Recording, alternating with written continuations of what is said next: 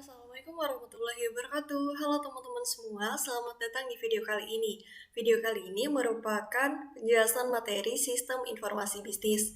Nah, kami dari kelompok 8 yang terdiri dari 3 orang, yaitu saya sendiri dengan NIM 180321100069, Anan Awang Gifari dengan NIM 180321100070, Ardin Firmanto Dwi Aftara dengan NIM 19.032.11.00.102 akan menjelaskan mengenai materi 4 yang berjudul menggunakan sistem pendukung keputusan atau Decision Support System atau DSS. Nah, apa sih itu DSS dan bagaimana penjelasannya? Yuk teman-teman simak video setelah ini ya. Mulai dari pengertian Decision Support System atau DSS atau sistem pendukung keputusan. Ini merupakan sebuah sistem berbasis software yang dapat membantu kegiatan manajer dalam mengambil keputusan.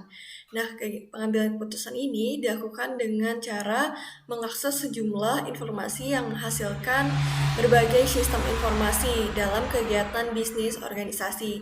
Contohnya seperti sistem otomasi kantor, sistem pemrosesan transaksi, dan lain-lain.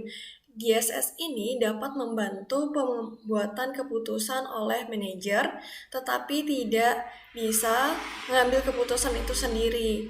Nah, tetap saja pengambilan keputusan itu dilakukan oleh manajer. Tetapi, DSS ini dapat menjadikan pertimbangan oleh manajer untuk mengambil sebuah keputusan. Para manajer mengumpulkan berbagai informasi yang berguna, mulai dari data mentah, dokumen, dan pengetahuan pribadi atau model bisnis untuk mengidentifikasi masalah dan membuat keputusan. Selanjutnya, kita akan mengetahui tujuan dan karakteristik DSS. Tujuan dari DSS ini yaitu membantu manajer membuat keputusan untuk memecahkan masalah semi-struktur.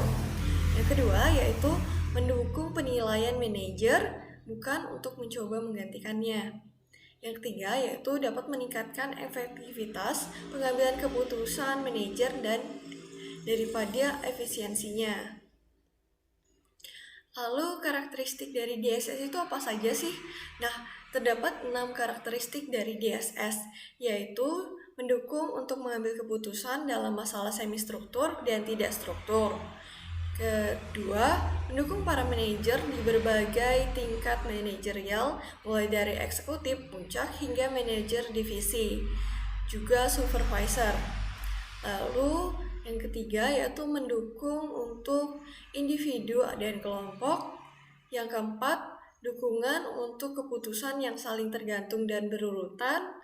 Yang kelima, dukungan untuk kecerdasan, desain, pilihan, dan implementasi. Dan yang keenam, yaitu dukungan untuk berbagai proses dan gaya keputusan.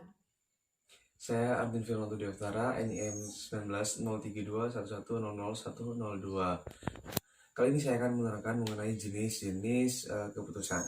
Jenis keputusan ini dibagi menjadi 3. Yang pertama, keputusan terstruktur, yang kedua tidak struktur, dan yang ketiga semi-struktur. Nah, untuk keputusan struktur ini merupakan keputusan yang sering digunakan atau sering dilakukan, seperti secara rutin terus dilakukan secara berkala. Contohnya seorang manajer produksi. Nah, ketika melakukan produksi, seorang manajer yang pertama atau langkah awal yang akan dilakukan adalah membeli bahan baku atau memesan bahan baku. Kemudian yang jenis keputusan yang kedua yaitu tidak terstruktur. Nah, untuk keputusan tidak terstruktur ini di seseorang atau seorang pemimpin diharuskan dapat cepat tanggap untuk memberikan keputusan yang tidak pasti dalam setiap keadaan. Contohnya adalah seorang direktur atau seorang presiden dari sebuah perusahaan. Nah, ketika ada permasalahan, beliau harus cepat memberikan keputusan agar dapat menyelesaikan permasalahan yang ada. Ya, yang ketiga adalah keputusan semi terstruktur. Untuk keputusan semi terstruktur ini adalah kombinasi dari dua jenis keputusan sebelumnya, yaitu terstruktur dan juga tidak terstruktur. Contohnya saja seperti manajer keuangan. Seorang manajer keuangan harus melakukan perhitungan yang sangat cermat untuk melakukan investasi. Misalnya ada meja yang rusak, kemudian bagaimana seorang manajer keuangan memberikan keputusan apakah membeli meja yang baru sebagai investasi atau tetap menggunakan meja yang tersebut atau dengan diperbaiki saja, seperti itu. Nah, selanjutnya kita akan membahas mengenai tahapan pengambilan keputusan. Nah, dalam tahapan pengambilan keputusan ada 4 tahapan yang harus dilalui. Yang pertama yaitu tahapan pemahaman. Kemudian yang kedua nanti adalah tahapan perancangan. Dan yang ketiga adalah tahapan pemilihan. Dan yang keempat adalah tahapan penerapan. Yang pertama yaitu tahapan pemahaman.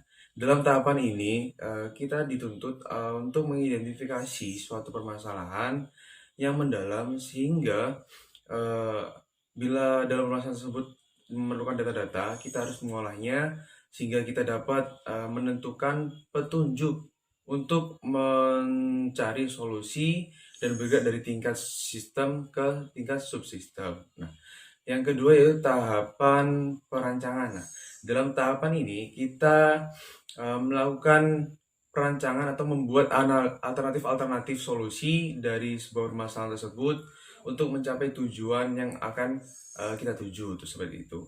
Nah, kemudian yang ketiga yaitu tahapan pemilihan. Dalam tahapan ini kita diberikan kesempatan untuk memilih alternatif solusi yang sudah kita susun atau yang sudah kita rancang demi mencapai tujuan yang sudah ditetapkan. Kemudian yang keempat yaitu tahapan penerapan. Dalam tahapan ini kita melakukan suatu proses penerapan kebijakan yang telah diambil atau keputusan yang telah diambil.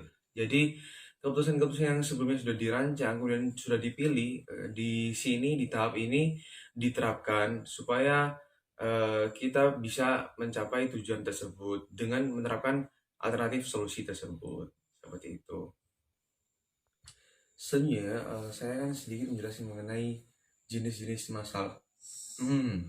Nah, jadi untuk jenis masalah ini ada 3 sama dengan pengambilan keputusan. Saya jenis-jenis keputusan. Nah, untuk jenis masalah ini juga ada 3, yaitu terstruktur, tidak terstruktur, dan juga semi terstruktur.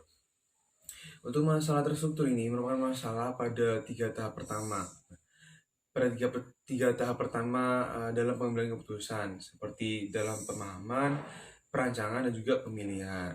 Untuk masalah tidak terstruktur merupakan masalah yang sama sekali tidak memiliki struktur pada ketiga Simon tersebut atau ketiga tahapan tersebut. Kemudian untuk masalah semi terstruktur merupakan masalah yang memiliki struktur hanya pada 1 atau 2 tahapan pengambilan keputusan tersebut. Masalah tidak terstruktur tidak memiliki fase-fase terstruktur. Dan biasanya masalah ini merupakan masalah baru yang didapatkan oleh seseorang atau oleh seorang pemimpin. Sedangkan masalah terstruktur ini biasanya masalah yang sering dihadapi atau sudah biasa dihadapi dan sudah tahu bagaimana cara menyelesaikannya. Misalnya ketika seorang berkendara, orang itu tahu resikonya atau tahu akan ada bannya itu bocor dan sebagainya, bila melewati jalan yang berlubang dan sebagainya. Nah, sudah tahu bagaimana cara menanggulanginya, seperti itu. Nah, untuk yang masalah tidak terstruktur itu merupakan masalah yang memang masalah baru atau belum pernah didapatkan, seperti itu. Nah, untuk masalah yang tidak terstruktur, semi terstruktur maksud saya. Nah, itu merupakan masalah yang rutin namun tidak dapat diselesaikan dengan cara yang seperti biasanya atau harus diselesaikan dengan cara-cara yang lain, seperti itu. Nah, selanjutnya adalah jenis-jenis DDS atau jenis-jenis pengambilan keputusan DDS. Nah, ada 6 jenis. Nah, yang pertama yaitu Retrieve Information Element. Jadi yang pertama ini merupakan mengambil elemen-elemen informasi yang dibutuhkan dalam pengambilan keputusan. Nah, yang kedua yaitu Analyze and Erase Files, yaitu menganalisis file-file atau semua informasi yang sudah dikumpulkan. Nah, untuk yang ketiga yaitu Prepare Report from multiple files. Jadi membuat atau menyiapkan laporan standar dari beberapa file yang sudah dianalisis tersebut. Nah, yang keempat adalah estimate decision conclusions atau meramalkan akibat dari keputusan. Atau mungkin kita sering mendengar istilah manajemen risiko atau meramalkannya seperti itu. Nah, yang kelima yaitu propose decision atau mengusulkan keputusan. Jadi memberikan alternatif penyelesaian untuk mengambil keputusan. Nah, yang keenam, make decision, yaitu pembuatan keputusan atau pengambilan keputusan.